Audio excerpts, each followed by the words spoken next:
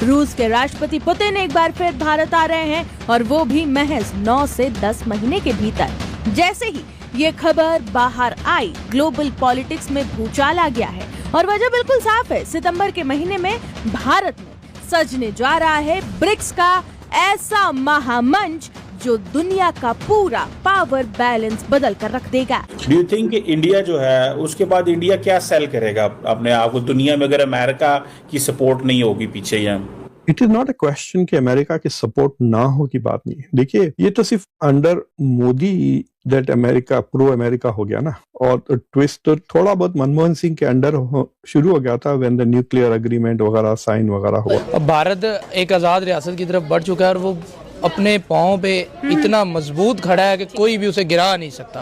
उसके पास रिजर्व्स हैं, उसके पास अच्छे लोग हैं, ईमानदार लोग हैं, तरक्की की राहें हैं जिनके ऊपर वो चल रहा है। उससे किसी से भी फर्क नहीं पड़ता। उन्होंने ऐलान किया हुआ है कि वो एक आज़ाद रियासत है, उनकी आज़ाद फॉरेन पॉलिसी है कि एक नया प्रपोजल है जो पुतिन ने हमें दे दिया, जिसके बारे में चाइना को और तुर्की को मालूम है, तभी 60 घंटे से वहां पे प्लेन लैंड कर रहे हैं।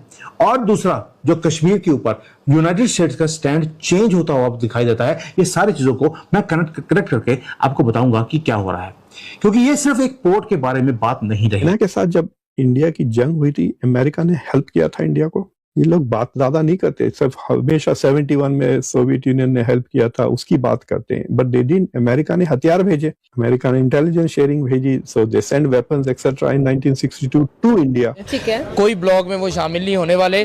वजह ही उसकी यही है, उनकी तरक्की की वजह यही है कि वो किसी की तरफ भी माइल नहीं होती, किसी की उन पे पाबंदियां नहीं लगती, कोई उन पे पाबंदियां नहीं लगाता, कोई उनके साथ जबरदस्ती नहीं करता। वो रशिया के साथ ट्रेड करें, अमेरिका के साथ बात करें।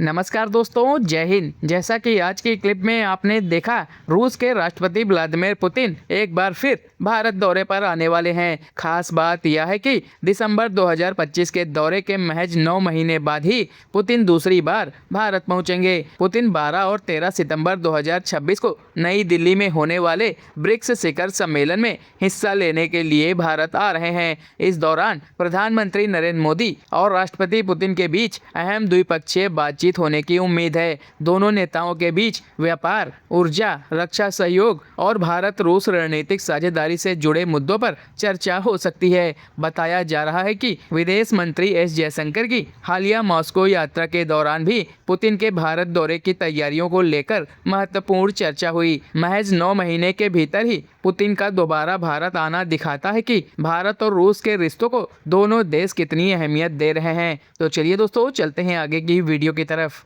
दरअसल आपको बता दें कि 12 से 13 सितंबर को दिल्ली में ब्रिक्स का बड़ा सम्मेलन होने जा रहा है। इसमें हिस्सा लेने के लिए रूस के राष्ट्रपति पुतिन खुद भारत आ रहे हैं और आपको बता दें कि इस दौरे पर दोनों देशों के बीच 2 बहुत बड़े रक्षा सौदों पर मोहर लग सकती है, जो दुश्मन के होश उड़ाने के लिए काफी है। अब भारत एक आजाद रियासत की तरफ बढ़ चुका है और वो अपने पाँव पे इतना मजबूत खड़ा है कि कोई भी उसे गिरा नहीं सकता।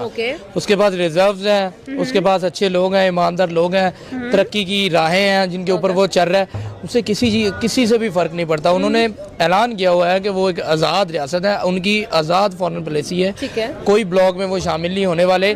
वजह ही उसकी यही है, उनकी तरक्की की वजह यही है कि वो किसी की तरफ भी माइल नहीं होती, किसी की उन पे पाबंदियां नहीं लगती, कोई उन पे पाबंदियां नहीं लगाता, कोई उनके साथ ज़बरदस्ती नहीं करता। वो रशिया के साथ ट्रेड करें, अमेरिका के साथ बात करें, जहाँ मर्जी वो जाएं। आप मुझे बताएं कि अगर पुतिन यहाँ आ रहा है डील लेके और अमेरिका की लाख कोशिशों के बावजूद भी वो जा रहे हैं उनके साथ, तो इसका मतलब यह है कि उन्हें किसी चीज़ का डर नहीं। उन्होंने देखनी अपने मुल्क की तरक्की, और उस तरक्की की राह में जो उन्हें चीज़ अच्छी लगती है वो उसकी तरफ जा रहे हैं। पहले भी वो कई दफ़ा माइल हुए हैं, रशिया की तरफ बातें होती नहीं, अब फाइनली उनकी डील होने वाली है।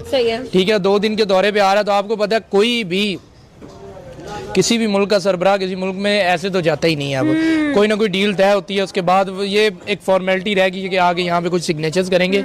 जो उन्होंने तय करना था, जो उन्होंने तय करना है, वो उन्होंने कर लिया है। नो डाउट के बहुत सारी चीज़ें इसमें हैं, रशिया की तरफ से भी होंगी। जाहिर सी बात है, वो आ रहे हैं तो उन्हें भी कई बेनिफिट्स मिल रहे होंगे। इंडिया उनसे परचेज करेगा, वो उन्हें बेचेंगे, उनके भी बेनिफिट्स हैं, इंडिया के भी। इससे इंडिया का डिफेंस भी मजबूत होगा। ठीक है, तरक्की की राहों में भी उनके कदम कदम आगे बढ़ेंगे। सही है। बड़ी सारी चीज़ें हैं, रशिया से वो ले सकते हैं, ऑयल है, इस तरह की कई रिफॉर्म्स हैं जिन पे रशिया उनका साथ देगी तो अमेरिका को वो कहीं पीछे धकेल देंगे। ऑल्सो अमेरिका को वो किसी खातिर में ला ही नहीं रहे हैं, वो लोग सुन ही नहीं रहे, उनकी बात सैंक्शंस लगाता अमेरिका थक गया, लेकिन इंडिया ने कहते हैं ना कान पर जू तक नहीं रहेंगे। भाई देखें उन सैंक्शंस का क्या करेंगे, वो ट्रेड कर रहे हैं ना रशिया के साथ, वो अपनी जरूरतें पूरी कर रहे हैं ना। अमेरिका के इतने कदम मजबूत होते तो वो जो भी पाबंदियां लगाता भारत पे वो कंप्लीट रहती, कोई भी ना उनके साथ काम करता। अमेरिका की पाबंदियां उन छोटे मोटे कंट्रीज के लिए जो उनके तलवे चाटते हैं या जो उनके पीछे हैं, भारत के लिए नहीं है। भारत एक आज़ाद रियासत बन चुका है, उसकी फॉरेन पॉलिसी आज़ाद है, वो जो फैसला करते हैं इंडिपेंडेंट होता है, वो उस पर खड़े हो जाते हैं। सबसे बड़ी बात है अपना फैसला किया और उस पर खड़े हो जाना।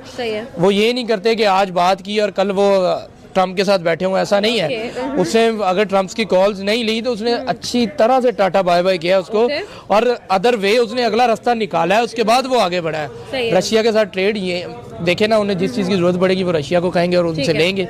ट्रम्प की कोई औकात नहीं रही। वही चीज़ें ट्रम्प उन्हें देना चाहता है जो वो वहाँ से ले रहे हैं। डिफरेंस ये है कि ट्रम्प की चीज़ें महंगी हैं, रशिया की चीज़ें सस्ती हैं। और अगर आप आज़ाद फॉरेन पॉलिसी हो ना, आपका आज़ाद माइंड हो, तो आप अपने बेनिफिट की तरफ जाते हैं, आप तलवे झाड़ने की तरफ नहीं जाते कि यार अमेरिका से ले लो, चाहे महंगी है, हमें उनसे ज़रूरतें हैं, ये है वो है। नहीं, वो रशिया की तरफ जा रहे हैं। आप देखेंगे कि जिस कदर भारत खुद मुख्तार रियासत बन गया है, ये वर्ल्ड बेस्ट कंट्रीज में से आएगा। यानी कि जो $50 बिलियन के ट्रेड को $100 बिलियन की ट्रेड में कन्वर्ट करने की बात की जा रही है, और जो अंदाजे लगाए जा रहे हैं ये सही भी हो सकता है। बिल्कुल, ये 100%, मेरी नज़र में तो ये 100% सही है। साहब आपने भी कमेंट किया हुआ और आपने और लोगों को भी रेफर किया हुआ कि जैसे कि India need to de Americanize its strategy. ये हैप्पी मॉन जेकब की आर्गुमेंट है जी। हाँ, तो मुझे ये बताएं अगर डी अमेरिकनाइज करें तो पीछे रह क्या जाएगा? डू यू थिंक कि इंडिया जो है उसके बाद इंडिया क्या सेल करेगा अपने आप को दुनिया में अगर अमेरिका की सपोर्ट नहीं होगी पीछे? यहाँ it is not a question कि अमेरिका की सपोर्ट ना हो की बात नहीं है। देखिए, ये तो सिर्फ under Modi that America pro America हो गया ना, और ट्विस्ट तो थोड़ा बहुत मनमोहन सिंह के अंडर शुरू हो गया था व्हेन द न्यूक्लियर एग्रीमेंट वगैरह साइन वगैरह हुआ 2007 या 8 में। बट उससे पहले अगर आप सारा कोल्ड वॉर देख लें आप, India's grand strategy of non-alignment was not America centered. It was not Soviet Union centered. It was self-centered, right? जो नॉन अलाइनमेंट का आइडिया पॉलिसी, इसमें नेहरू का विजन था बहुत ज्यादा। बट आपको पता है कि चाइना के साथ जब इंडिया की जंग हुई थी, अमेरिका ने हेल्प किया था इंडिया को। ये लोग बात ज्यादा नहीं करते, सिर्फ हमेशा 71 में सोवियत यूनियन ने हेल्प किया था उसकी बात करते हैं। बट दे डिडंट, अमेरिका ने हथियार भेजे, अमेरिका ने इंटेलिजेंस शेयरिंग भेजी, so they send weapons etcetera in 1962 to India. आपको पता है अमेरिका के हवाई जहाज जो तिब्बत के ऊपर सर्वेलेंस करते थे 1950s में इंडिया से उड़ते थे वो।